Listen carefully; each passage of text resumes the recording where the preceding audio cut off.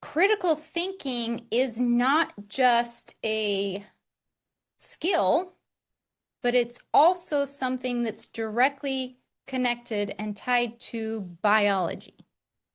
Now, if you look at the pyramid again and think about what we've talked about already, what that essentially means is, and Greg words it this way, he says, your body is the vehicle you use to experience life.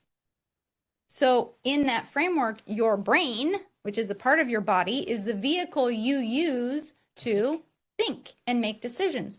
So obviously, the better that your brain is operating, then the better decisions you're going to be making. So when I'm talking about that critical thinking is directly connected to biology, what I mean is, like we've already talked about in the previous sessions, if you're sleeping well, if you're getting good nutrition, if you're exercising, all of that is directly impacting your thinking ability and, of course, your team's thinking ability. So I kind of want to start with this reframe of like thinking is not just using your brain, it's also directly connected to biology and the quality of the functioning of your vehicle, right? We always have to just reemphasize this because too often people misunderstand this key element that taking care of our bodies literally makes every part of our life better and our relationships better.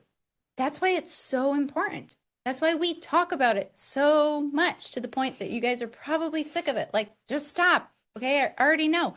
No, you don't know. That's why we keep talking about it, because we have to keep reminding ourselves even.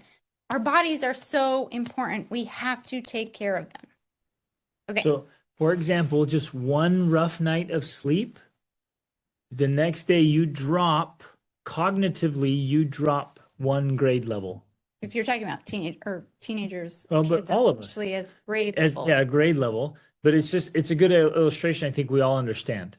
Your cognitive ability drops an age level, a grade level, but you aren't necessarily aware of it. In fact, you're usually not aware of it.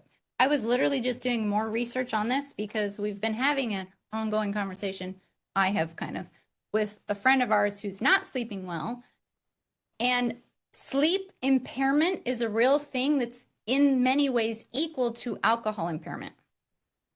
So not sleeping well, especially if you're not sleeping between the hours of 10 p.m. and 2 a.m., is like consistent alcohol impairment. And then the ironic thing is you don't realize it, just like when you're impaired, you don't realize how impaired your thinking actually is. So your own brain is unable to assess its own functioning capabilities because of the sleep deprivation.